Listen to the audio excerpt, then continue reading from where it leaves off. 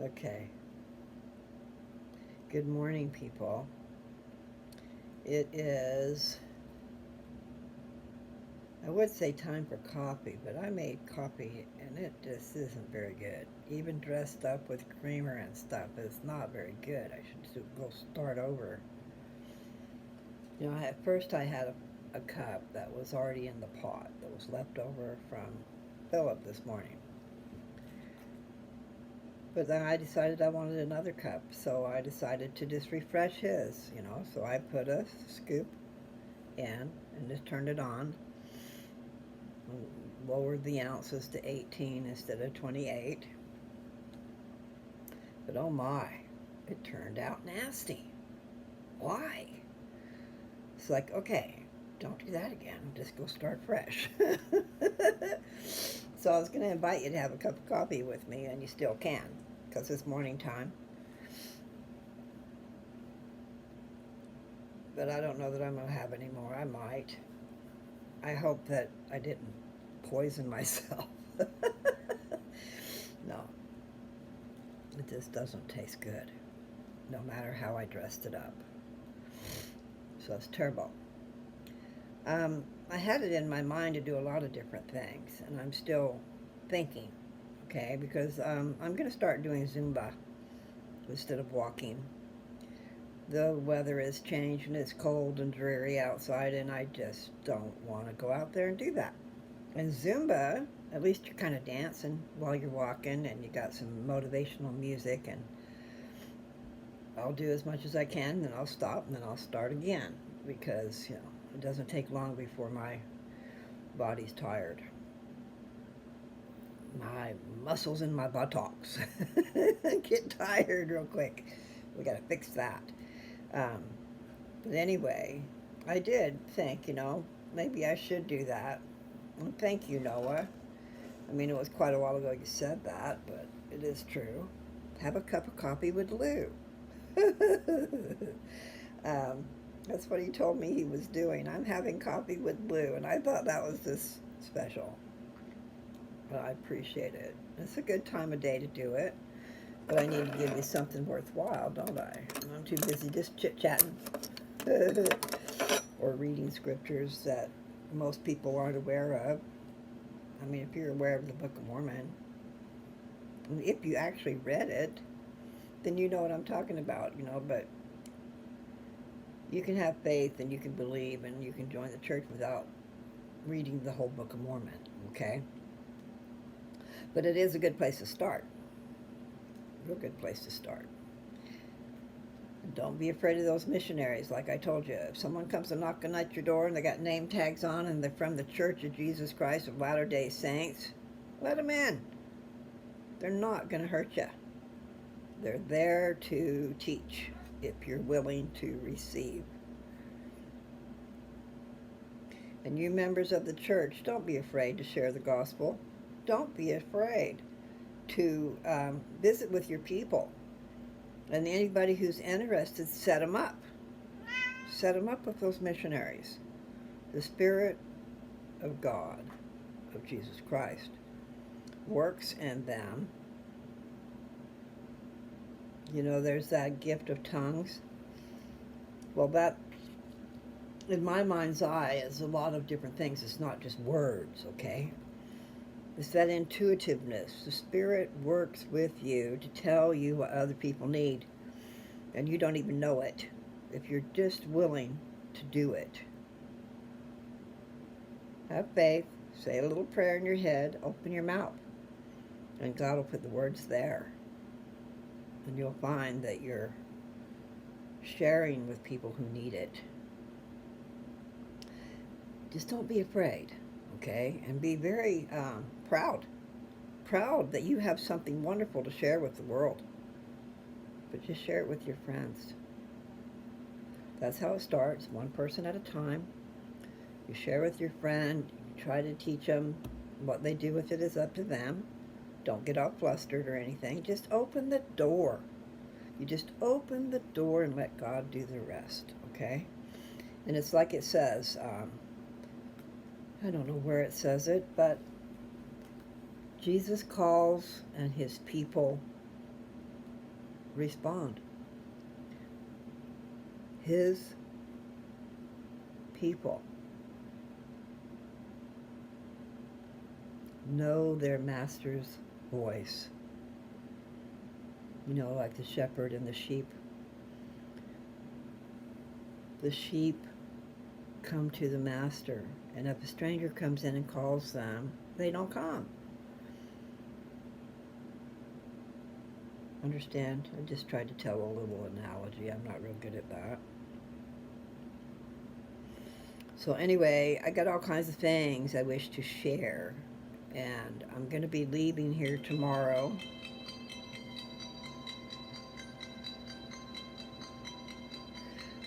I'm sorry, I get messages, you know, and then I have no glasses on, so I didn't know what. I'm trying to sell stuff, okay? I've got a beautiful, wonderful truck, and I mean, it's not perfect, but it's perfect for a lot of people. It's got a 7.3 Power Stroke. I believe that's is that the engine or the transmission? I don't know. All I know is it's heavy duty, and it's a good farm truck, and it's good at hauling trailers, and it's got all kinds of really nifty things. Well, there's a guy wanting to sell it for me. I just don't have the money to pay for that right now. But if I did, I believe I would do that. Plus, when I was looking up I was looking up about them with the Better Business Bureau, and there was 79 reviews, and really, I think it said they've only been with, I don't know. I don't know if that means they've only been with the Better Business Bureau 2 years, or if they've only been in business 2 years. But out of 79 reviews, there were only 3 bad ones. And the 3 bad ones was because they didn't sell their stuff fast enough. Okay, well, maybe there wasn't someone out there that wanted their stuff. Anyway, I read lots and lots of good ones, reviews. And it really does sound good. Sounds great for my predicament, because here I am up in Washington, my truck's in Colorado. But they've got a lot of buyers for my truck, so if I was able to pay them, they'd probably sell it right away. And I do have lots of different things. That's what the last message was. I told him I can't do it right now, but then I saw the things they were selling. I mean, they sell on eBay Motors, okay? And it's the Registry LLC. And they've sold airplanes, and they've sold semi trucks, tractor trailers, whatever. One was a boat, like a sailboat.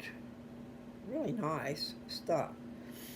And then trailers. Are you coming over to see us? Are you coming? Kitty cat's over here nudging in between my arm. Well, I got a lot of different things, so I just sent him a message. I can't do it right now, but I would like to be able to come back and do it when I have the money. And then they even had 2 trailer houses for sale. And those are mobile, where you'd have to take them to your property. And one was $49,000. You know, they're older trailer homes. So I'm thinking, I got a house. Maybe I'll sell my house with them. And then I've got a 1992 Chevrolet Top Kick box truck, 20-foot box truck that I need to sell too. So, I mean, I think they might be the way to go. It's just having the money to pay up front, you know, because they have a fee. And I understand that. And they're going to do a whole bunch, and if they get it sold and they take care of transportation, they take care of all that stuff, the only thing I got to do, once I pay that fee anyway, is if they sell it, when they sell it, then I have to go to the property and be there for the title exchange and all that stuff. Okay? And it would be best if I could go ahead and get it done, because I will be traveling across the United States here before very long. And I'm not sure if I'm going to go by airplane or car, because the further you get into winter, you just can't trust the roads. I hope you guys can hear me. And I can't touch that button. I want to touch it and make sure it's turned up, but if I do, it'll shut us off. Okay, so I'm chit-chatting away and thinking away. So, there are some things that I might start doing. One is have a cup of coffee with Lou. We'll have a little visit while you do. And then there's another one someone suggested a while back, and I haven't done that, but say a prayer every day. I could come on and say a prayer for the collective, and all you guys have to do is say amen. And it chimes you into my prayer, okay? It's like when you're praying for yourself, you say, My Heavenly Father. When you're praying for a group, you say, Our Heavenly Father. And you address it as such, so it's for the congregation. Whether it be 2 or 3 people or whether it be 1,000, does not matter. So maybe we should pray every morning. You know, I've not been real good at that. I'm not trying to say I'm Miss Perfect, okay? But I do feel the Spirit, and I do love the Lord. And you don't have to be perfect to talk to the Lord. You just got to believe. And so I'm here to help you believe. Okay. So here's my nasty coffee. I will not do that again. I shouldn't really drink it, but you know, I don't like to waste things, even if they don't taste good. I went back down and put in some more creamer and put in some sweetener, and it still don't taste very good. So I don't know what I did wrong. I have never made coffee that tastes like that. Yeah, my tongue don't look too good. Maybe if I clean my tongue, it'll taste better. I don't think so.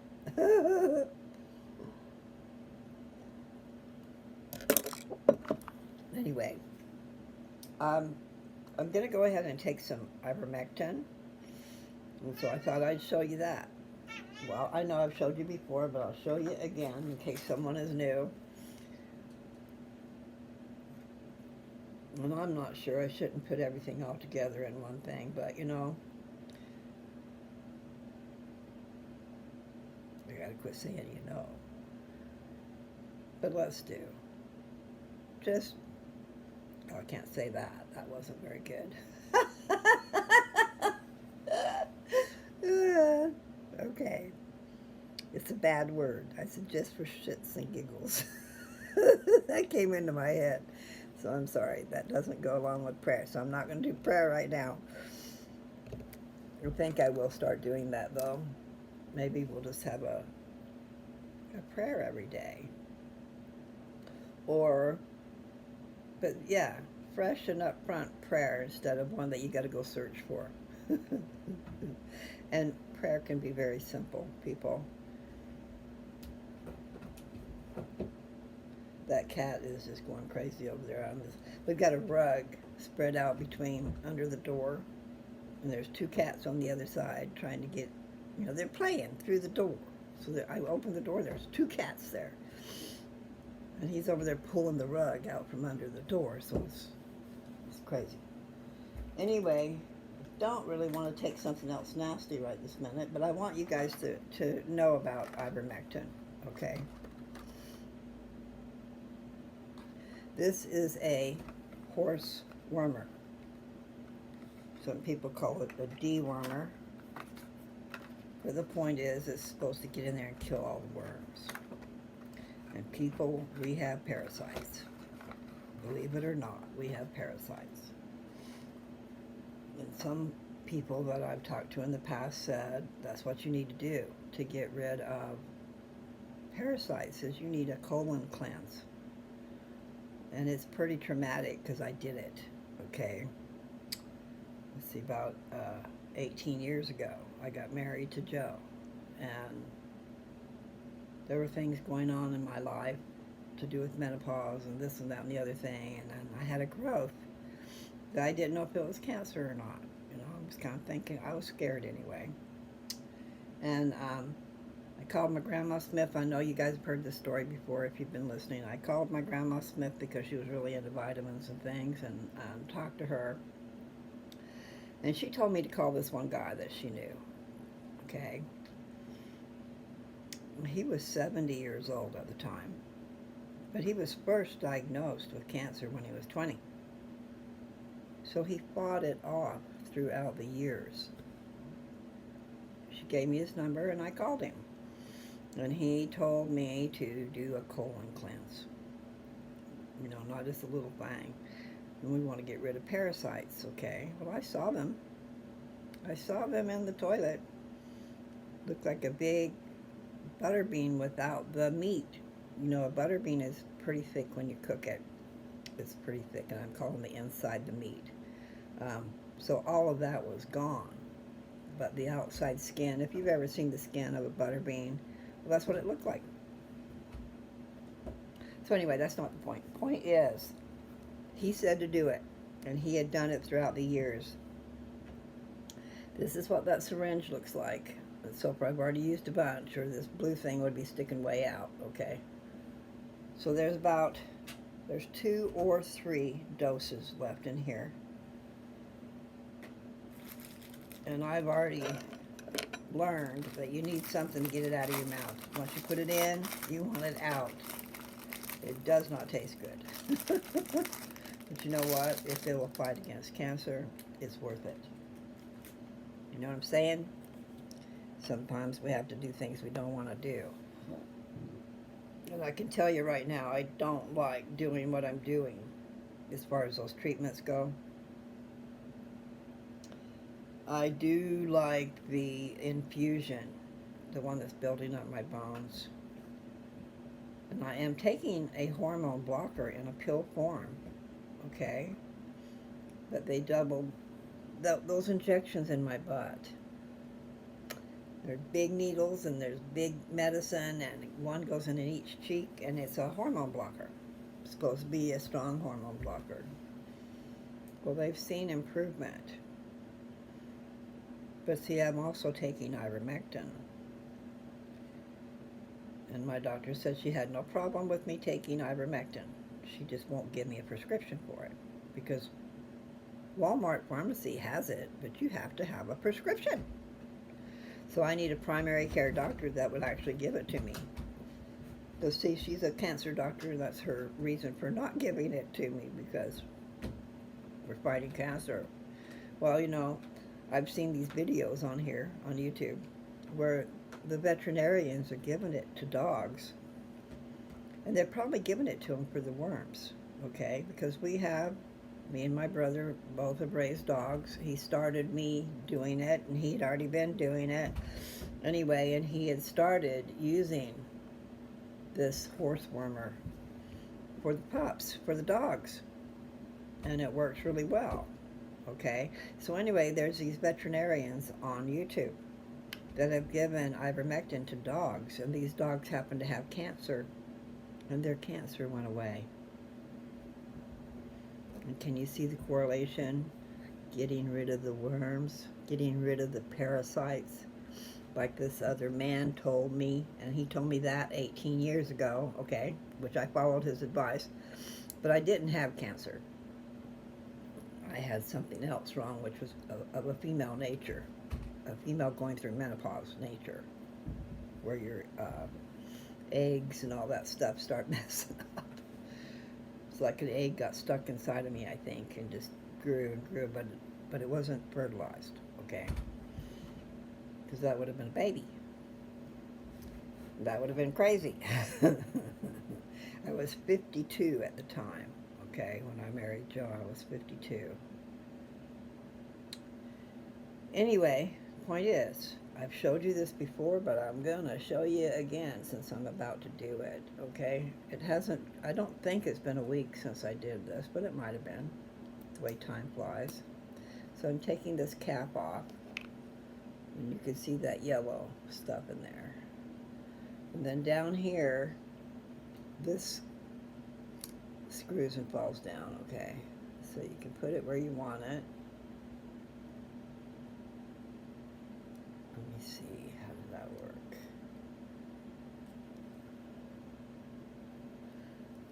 Doo-doo.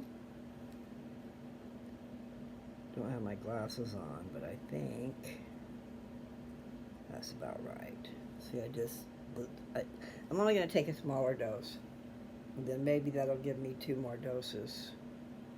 We'll see how far it goes up. So now I'm going to push it. You don't want to be pushing it without that thing locked. But see, there you go. That's going to be my dose. Okay? Because this wormer is for a 1,250-pound horse. And you would put the whole thing in that horse's mouth. Okay? They try to say it has a taste of apple. It's got very little taste of apple, and whatever it is bitter. Okay? But now I'm just going to take this and put it on my finger and put it on my tongue.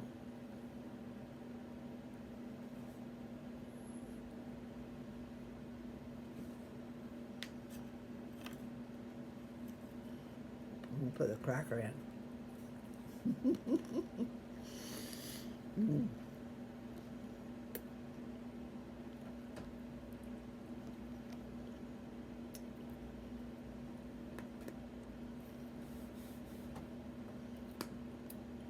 Okay.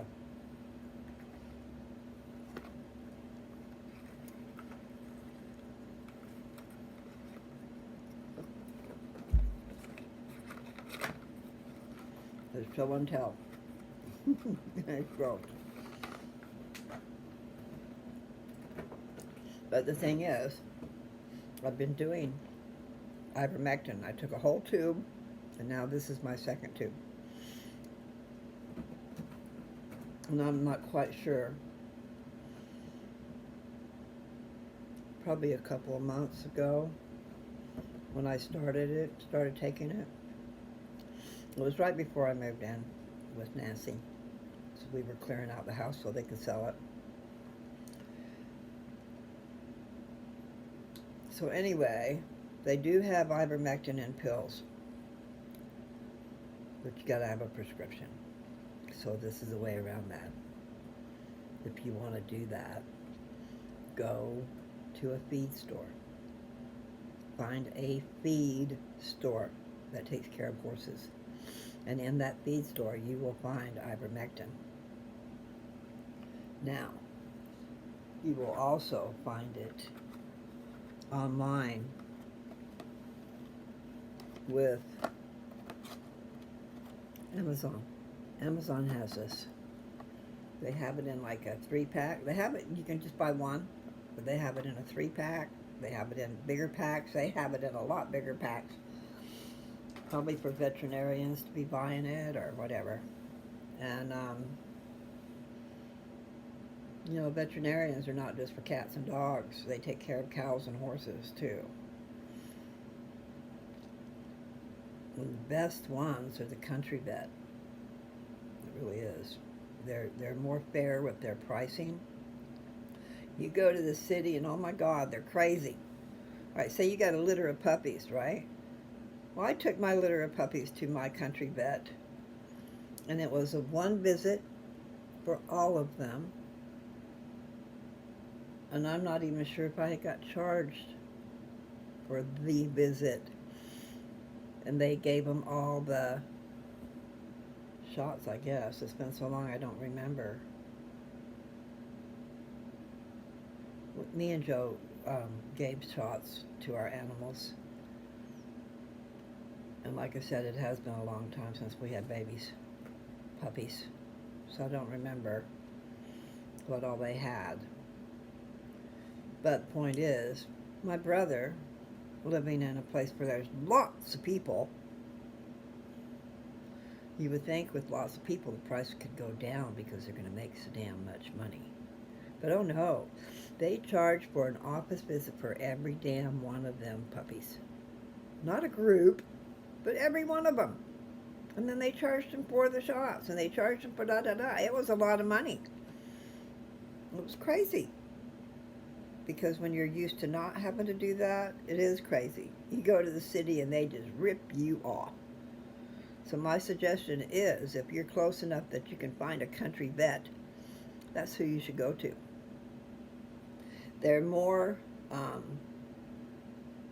I know, someone will get mad about that. They're more understanding. And I'm not saying my right words, but we don't have that kind of money to just spend a bloody fortune, you know, and then you got to take them again and again. You learn. You give them the shots yourself. And if you go to the feed store, they have the shots. Or you can get online with some of these places and they'll send you the shots. You just got to pay. And you don't have to have a prescription. You just need to know how to give it. And that's easy enough, really. Usually you just, with the horses, not with the horses, excuse me, with the puppies, you just pull up their skin. Pull up their skin away from their meat and you stick it in the skin. It's not bad at all. Now, giving a shot to a cow, we did that. That's not so easy to do. That's why they have those chutes that you run them into, and it's real close quarters, and they can't get to you, and they can't move. You can give them a shot. And they even got tranquilizer guns that you can shoot them with. But all that stuff costs a lot of money. So anyway, I just treated myself for worms. And ivermectin, 1996, the FDA deemed that it was safe for human consumption. Okay, so don't be afraid of it. And people do get worms. All different kinds of parasites. So that's enough of that. And I need another cracker. Okay.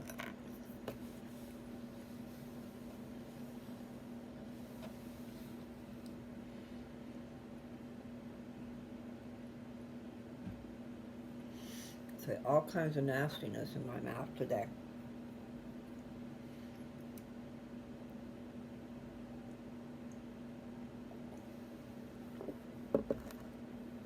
So, synopsis. I told you something that might work. Okay? There's no guarantee. No guarantee. But it's pretty coincidental that all those dogs, their cancer went away. And I just thought to myself, you know what? I'm going to try it. I'm not against trying stuff. And especially when you find out it's not harmful. I mean, I think I took a chance before I found that out. So I figure if it's getting rid of cancer in dogs, it can get rid of my cancer too. So here's the deal. I don't know that my cancer is gone, but that last PET scan showed healing. My bones were healing. And the fractures in my vertebrae that was covered with cancer, she could see that the fractures were healing. So it could be my treatments, or it could be getting rid of parasites. And I do think I saw one in the toilet, because that's where you're going to see them. All right, so I probably talked way too much. I'm already almost at 30 minutes. But yeah, I have several things I would like to start doing. I would never have dreamed in a million years that I'd be talking to you people and actually saying a prayer in front of people, you know?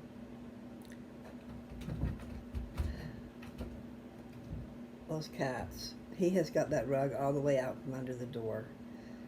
And then the cats stick their hand in between, underneath the door, trying to get at each other, you know. I've seen their whole arm up to here through the door. Oh well. I have tried. Okay, another thing. And I need to start doing that. I'm really bad. But for fighting cancer, and also other things, I guess, probably baking soda is a wonderful thing.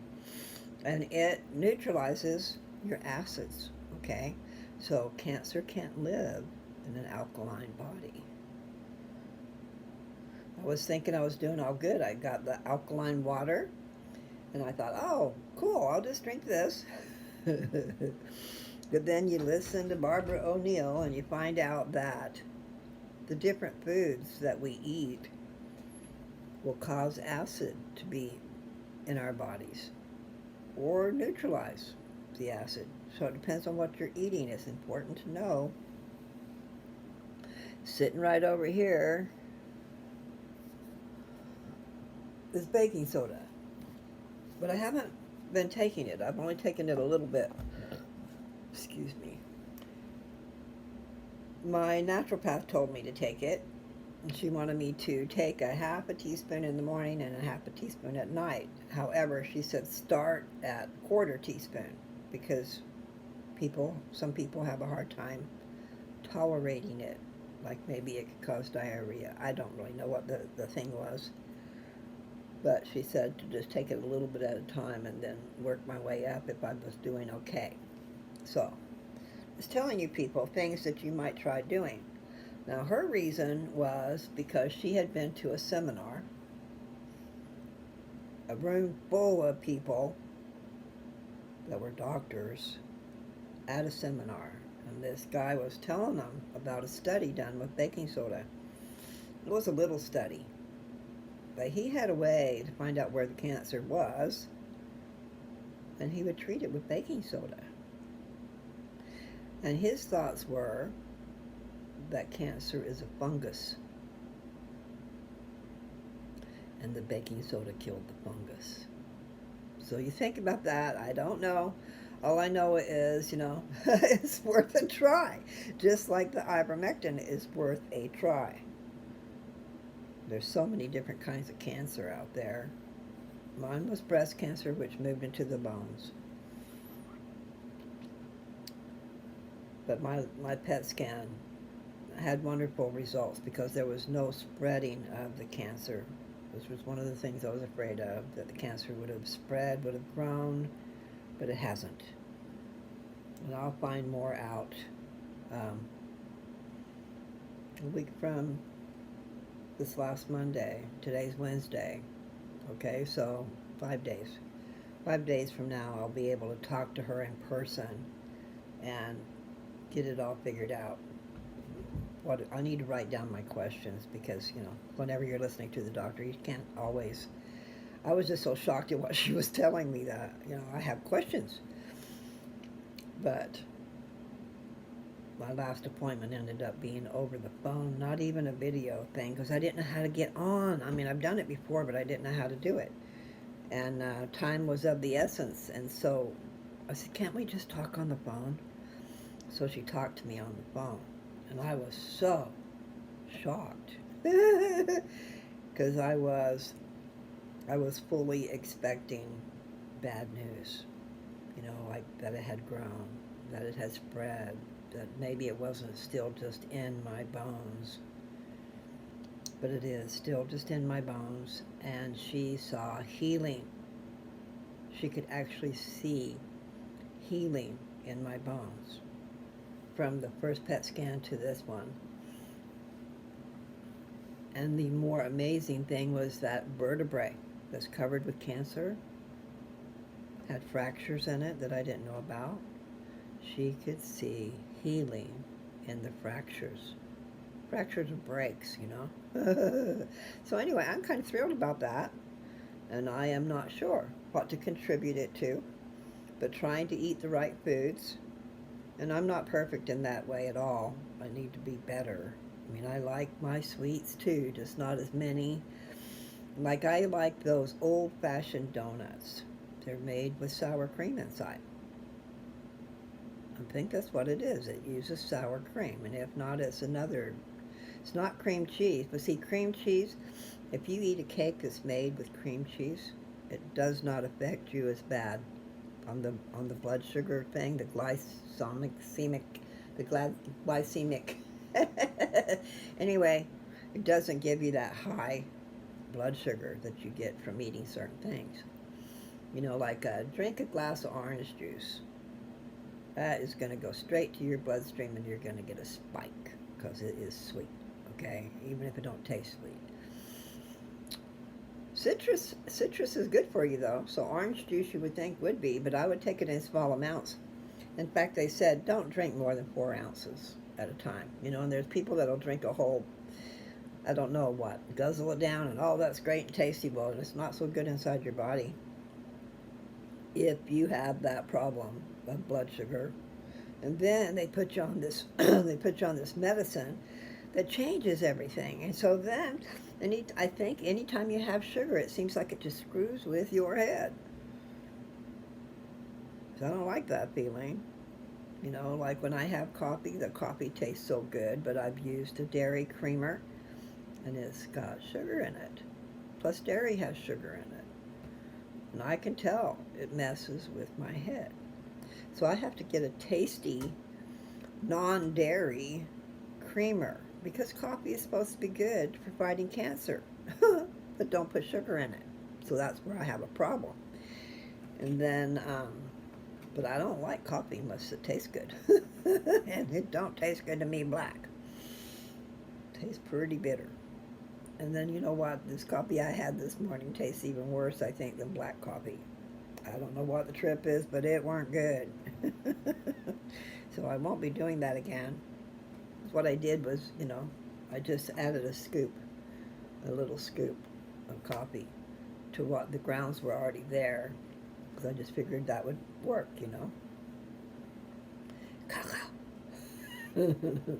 Okay, so I've taken ivermectin. I did a show and tell. I was going to read, but I want to do that on its own. And then I'm just trying to figure out different things, you know, because it is true.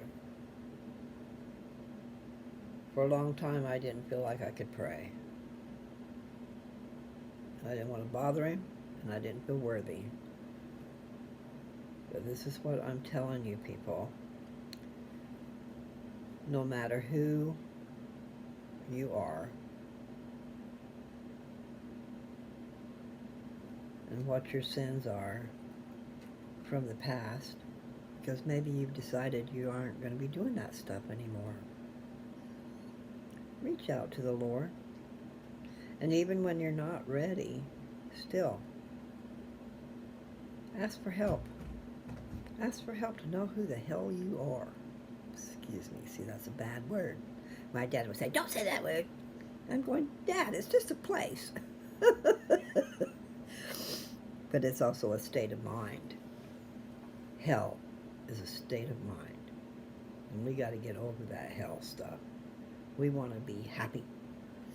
Happy people. And then you'll find maybe you won't have as many diseases. Because, inflammation. I don't know what all causes inflammation, but I imagine stress does. They say stress is a killer, and I never understood really. But back in health, what does it say? You look at a pink stomach. The stomach is pink, but then when you get all upset, it turns red. So what is it doing inside you, And here's something else, you people. My mother, she chose not to do something that could have helped her. But maybe she didn't believe in it. And they are saying it online. I've seen it. I think William Lee mentioned the fact that, we have things that rejuvenate, that regrow. And one of them is the liver. My mother had a problem with her liver. And it was terminal. But she could have had a surgery that cuts off part of the liver. The idea is you cut off part of the liver and it regrows. So, if you're having problems, you look into that. I used to really not believe in them doctors, and I still have my thoughts. Some doctors are there to help you. Some doctors are there to just get their gain. They don't care. They really don't. You're just a number. And if you'll follow their advice, they'll give it. And they might not be doing it for your good.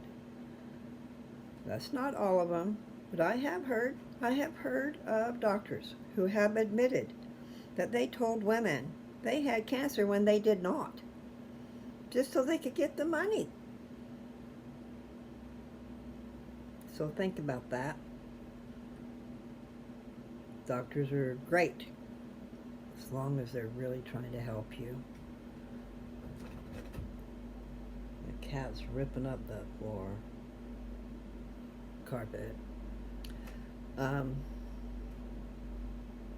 So just know, I mean, I'm no doctor. I can only repeat what I've heard, but they did offer that surgery to her, and she refused it. She probably felt like she didn't have that many more years to live, and she's tired of fighting, or maybe she just didn't believe in it. I don't know. You know, she died at 82.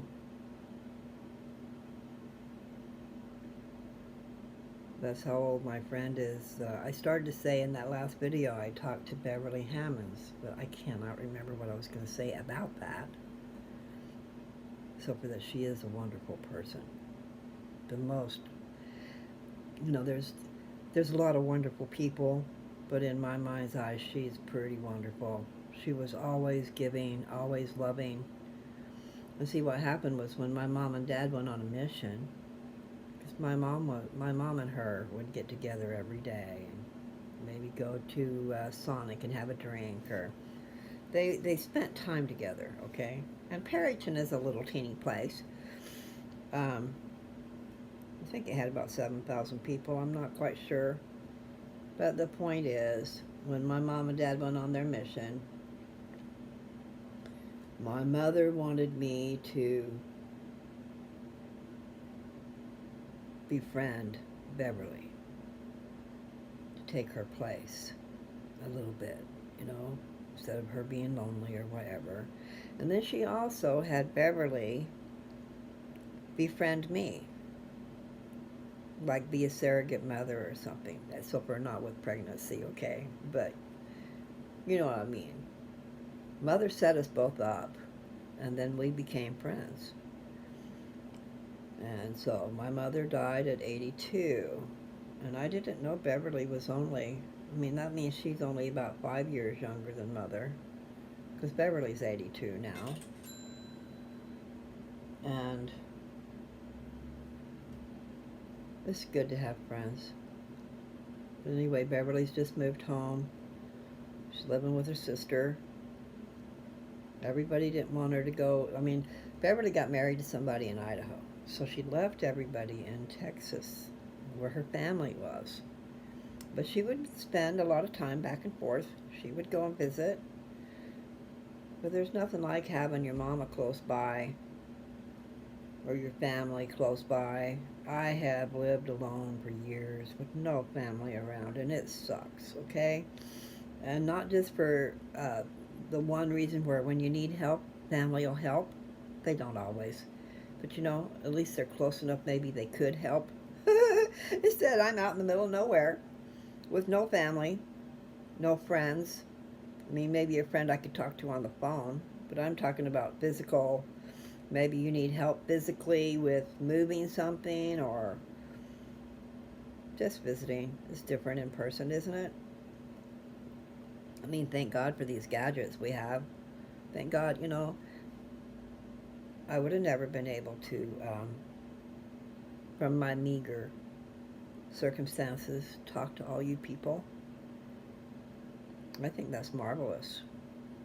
And I know one of the prophecies of the last days also was that a person, and I was talking about the prophet, that a prophet could sit there in one spot and talk to everyone in the world. Guess what's going on right now? Every 6 months we have general conference. And everyone who's a member of the church who is interested in the member, you know, being that, they gather around and listen to the conference and to the prophet and the apostles. The best talks of all are at the general conference. And all those general conferences are where you can, maybe not all of them, because you can't go back to where Joseph Smith was when they had their first general conference. I'm not sure, but there weren't very many people. But they gathered they came and gathered in one place. And they didn't have the internet, and they didn't have this technology back then. I mean, it's a wonderful, marvelous thing what we have. I'm talking about the internet. I'm talking about the capability, and just think about it. That prophecy has come true. All those who can, anyway, all over the world, can listen to a prophet's voice. Together, the massive collective, so to speak. I'm getting the idea that collective means other things. But General Conference is really great. And that picture I got up on the wall over there with the temple, that's in 1910. And there's those buildings. The tabernacle. Big old domed building. No nails. It was made with wood and maybe wood pegs. Strong structure. It's still there today. Well, now they've got a new building for conferences and stuff. The tabernacle was where it was. Okay, the tabernacle choir and the prophet would speak there, and shows were done there as far as filming so that we could all see. Well, now there's this huge, huge building across the street. I mean, that Temple Square is probably just surrounded because in my mind's eye, I can see it, okay? The Joseph Smith building is across the street on one side, and that used to be a hotel. And it's a office building. It's got a movie theater in there where they show movies several times a day. That's part of the experience of going to Temple Square. Well, across the street on the other side, it takes up the whole block, I'm sure. This one building. It's marvelous.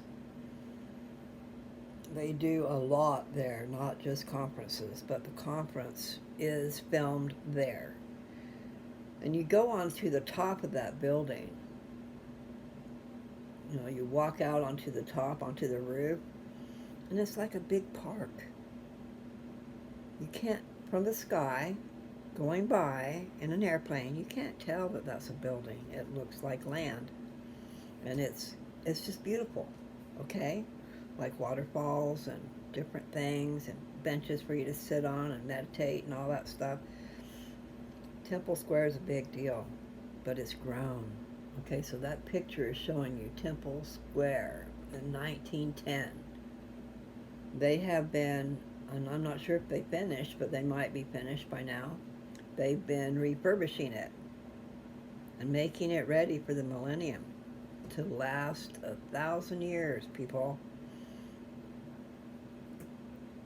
And maybe even longer, but they're definitely making these temples to last and refurbishing many of them because they've been around for a while.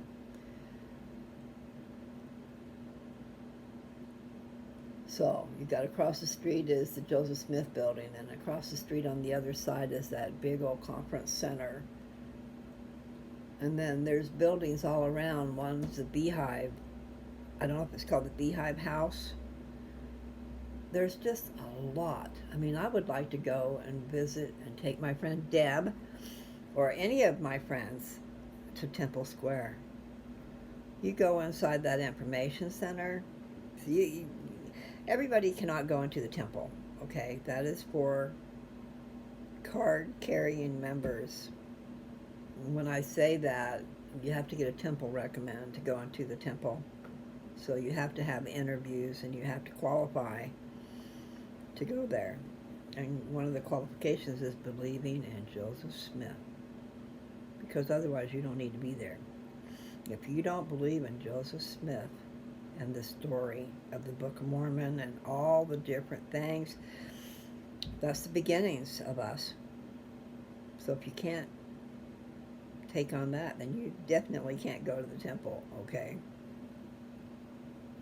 But inside the information center, I'll try to see if I can draw you a picture. Okay, you go and it's flat. I mean the floor. That sounds like a stupid thing to say, right? But in the middle of the information center starts this ramp, a ramp going around a big old circle. And as you get on that ramp and you go, then you end up in a room where there is this humongous statue of Jesus Christ. It's awesome. It's so awesome. And he's got his hands held out. You can see the nails in his hands, and you can see the nails, not the nails, but the holes in his feet. And you go up there and meditate. Look, I mean, just feel wonderful and great. How that rhymed. But I haven't been there in years. But that is one of the awesome things in that information center. It is great. Okay, and then all around this information center are theaters. Different theaters where you can go in and watch different movies to do with the church, to do with restoration and all that stuff. The restoration of the truthfulness of the gospel. The fullness of the gospel is here. The fullness of times. Do they say that? Anyway, the point is, if you make it to Temple Square, go in that information center and experience it. Walk up that ramp, and when you get up to the top, and it's like it's a big circle, you know, kind of like my friend Deb, had a, what did she call that? But it's a spiral. You go around and around and around. What is it called? A labyrinth. It's a labyrinth is what she calls it. And in the very middle of it, she had a staff. You know, that property of hers is right where the Indian burial grounds are. And she had it dedicated. She had Indians come out and dedicate her property. That was a big deal. It's just too bad that some people don't understand. They thought it was evil. And they burned her pyramid down. And I just think that's wrong. No one has the right to go onto someone else's property and destroy it. I sure wish they knew who did it. I mean, she's pretty sure it was her neighbor that moved in behind her. But, you know, pretty sure doesn't cut it, does it? Oh my, I'm almost at an hour. I know some of you people like little things, but I think some of you people like long things. So if you find yourself needing a friend to talk to, or just someone to listen to, I hope you'll share my channel. I hope you'll enjoy my channel. And it really did just start out to share my papers. Papers that I wrote 40 years ago, 35 and 30. When I was a young mother, I was a young thing. 27 is when I remember I wrote, "Turn on your light so you're not in the dark." I was 27 years old. And I was a mother of a child that was 5 years old. And we were alone. We always were alone. Pretty much. I mean, sometimes I had somebody living with me, but not married, not her father, not the special bond that you would have with a mother and father who are together. But then again, mothers and fathers that are together sometimes can fight and be evil and mean, and just because of their situation. So, just children need love. We all need love. All right, so look that up. Turn on your light so you're not in the dark. You have to put the words exactly, and then put on, lose, touch. LOU''S space TOUCH. Any of my papers that you want to look up, make sure you include on, lose, touch. Because otherwise there's millions and probably billions of stuff that comes up, and you won't find me. You want to find me, you got to do it right. Now, if you will go to find where it says my community on my channel, there's a place for community. And when you do that, then you get to see my post. And I wrote just ones that came to mind. I don't think I got them all on there. And it wasn't really to come to mind. I think I got my book out and read it on there. But I have several. I have about 20 papers that I wrote that I wanted to put on my channel. And that's why I started it to begin with. But then I got carried away and continued on. And last July 16th, it was a year. So that's 365 days. And now, it's been a few months after that, right? July, August, September, October. So 3 more months. Anyway, I got 740 videos. So you won't find them unless you title them. Up there in the little search bar, or the search round thing, write out the title and on Lose Touch. So if you go to my community, you'll see titles of papers that I wrote, and you can do that and go back to them. One is Beauty of the Rose. That's really good. And you and me and everybody, we are the rose. So when you're reading that, or I'm reading it to you, basically, it's me reading it to you, just realize you're the rose. The one who has put up all those walls and nobody can see you because you have shrouded yourself with dead stuff.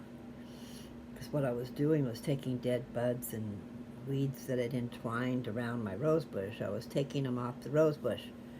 And down there in the middle was this beautiful rose that nobody could see. Nobody could see, and nobody would smell their aroma and not even know they're there. Because on the outside, that rose bush was dead. It had a whole lot of dead buds all over because no one had been taking care of it. I found myself over there pulling off the buds and things that were dead. And then I got stabbed with the thorns, so there was blood. But anyway, I put an analogy together, and I went into the house. I was compelled. I went into the house and wrote what I felt about that rose bush and what I had just done. And I had my daughter and my boyfriend waiting for me, waiting to leave and go on an adventure. But Mary Lou had to go in the house and write. Okay, so it was important. I was compelled. And I did not know why. Itself, for the paper stands and says it for itself. And it's for all of us, because we all put up walls. We all don't let people see who we really are. We don't shine. We've covered ourselves up in dead stuff. So do something about it. First, go listen to it. Put it in the search thingy, Beauty of the Rose. On Lose Touch. Always include On Lose Touch, and you'll find it. Now, I also found that if I put on there just a certain date, and I do my dates with the numbers, so like this is 11/13/24, okay? Or you could do 1/11/24, and then put On Lose Touch, and whatever I put out that day will show up. I mean, I've tried an experiment, so I found that out.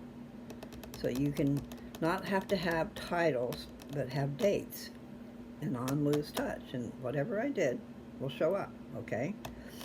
So, Thoughts Flying in the Wind, On Lose Touch. That's a really good one. And it talks about the fact that we all need love. But it also talks about how we've all been through so many different things that make us who we are. and make us put up those walls. You know, they kind of all blend together, these papers, and I put them in a notebook in a succession. I wanted to put a book together, but I just didn't feel like I had enough stuff. You know, didn't know how to go about getting that little book out. I got a message. Okay. Um, I'll have to reply. We're all getting ready for Dad's funeral. We'll be leaving tomorrow to go to Kennewick. My daughter will be coming in tomorrow. I haven't seen her in 2 years. And even when I do get to see her, I don't get to see her that much because life is busy. And sometimes we don't make time for people. We're too busy caught up in our life. But you really do need to do that. Stop. Stop and partake while it's there. All right. I've already passed an hour, and I need to let them know what's going on. So I don't know. I might just continue on. I do have things to do, though. But here in the next few days, I might not be on here.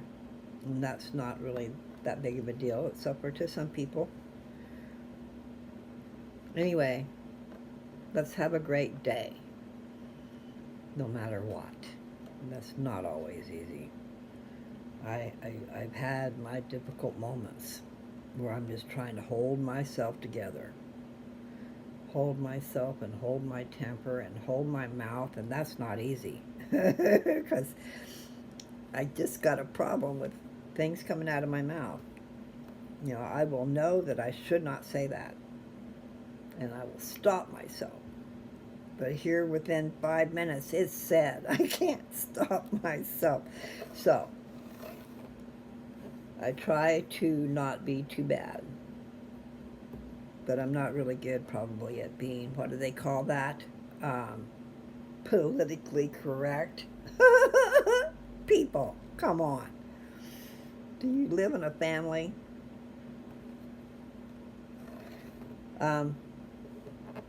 One of the things is, don't get your feelings hurt so easy. And don't blame innocent people for what someone else did. Like this race thing. You're making us pay for what was done 200 years ago that we had nothing to do with. Doesn't that sound like one of those feud things? The Hatfields and McCoys or something, you know, or they got their guns and all they got to do is see somebody from the other side and boom, it don't matter. And they don't even know what the hell they're fighting for. Because it's something that someone else did years ago. And that's the thing with this race business. And you, I'm going to say black, I guess that's what you call. I don't know if that's politically dark-skinned, whatever. You're a child of God. God loves you. And we are innocent. And do you think you're the only slaves that's ever been? Go back in time. In fact, your own people sold you. Your own people sold you into slavery. Go get mad at them. And they're dead too.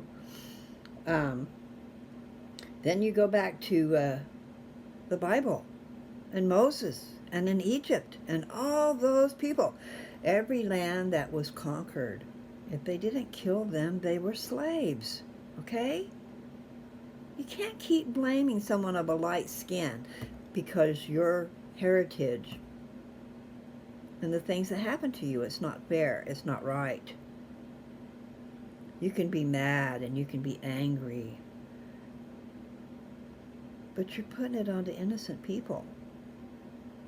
And you're acting like chumps. Who do you fucking think you are? Walking around like you are entitled and giving us crap. And here we are, innocent. I have met a lot of wonderful, dark-skinned people. But no one wants to be treated poorly because of what someone else did. I hope that you can understand what I'm saying. This is very important. We need to love each other. We need to get over this crap. And all those kids out there in those gangs, and they grow up and they're older in those gangs, they need love. And that's what's wrong with them. You know, all these people trying to make a living, and so it takes two people out working, and sometimes two people working two jobs, and those kids are at home left alone to take care of themselves. They call them a lock key, but by the time they're teenagers, if they're gathering together, they've made their own family, because you're never freaking around. Understand? And those little ones do what those older ones tell them to do, because that's now their family. We got to get over all this stuff.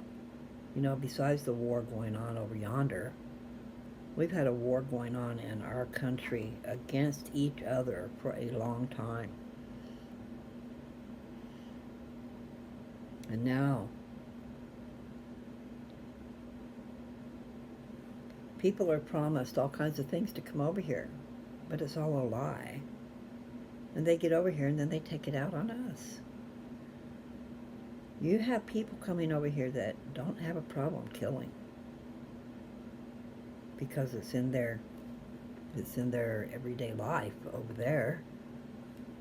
You know, it's kind of like the Wild Wild West. You carry your gun, you kill them. Who's the fastest draw in the West, you know? Anyway, it's really sad. I would love to see that go away. I would love for us all to love each other. But it's kind of impossible what's going on, and it's growing. The church is going to be the only thing that pulls this earth together. Seriously, there's going to be war everywhere in our own country. There will be people going to the church for sanctuary, because that's the only place they're going to feel safe. Just telling you people, we do need to get it together, and we do need to figure out how to love each other. And we can't be blaming people of today for what frickin' happened 200 years ago. But if you want to talk about slavery, wasn't that the Jews? The Jews were finally released from the Pharaoh through Moses. Set my people free. And then they crossed the Red Sea. They went out to the wilderness, and the people just didn't know what to do with themselves and started building idols and stuff. They thought an idol god would save them from something. I don't understand how people can think a stone, a rock, piece of gold, a golden calf, can be your God. What the heck? How stupid can people be? Yeah, we want the living God, okay? Jesus Christ. He is the God of this earth. All right. I just passed the 33. I messed it up again. Anyway, I know I'm so silly. I just want us all to get along and not blame people for things that they didn't do. Really, people. So try to get over that, no matter what your circumstances are. And here's the thing. Here we are, these innocent people. And our leaders are battling. And they send us to go fight their battle. Our children get to go over there and be maimed. And be maimed in the brain. They're taught to kill. That's what our government does. That's what our army does. They brainwash you, because the thing is, we're not supposed to kill. The only way you will kill is to save your own life. So they go put us all over there in a big old battle. And I've talked to people that have been in war. They aren't necessarily treated the best. So here you find the leaders destroying the world. making us punks, us children that have to do what the leaders say. They make us go over and do things we shouldn't do. And they create hate. Hate for one another, for what we're doing to each other. When it's the people that are in charge making them do it. And it's not always the correct thing to do. So I'll stop. I'm going to be at 33 in a second, so I'm going to let you go.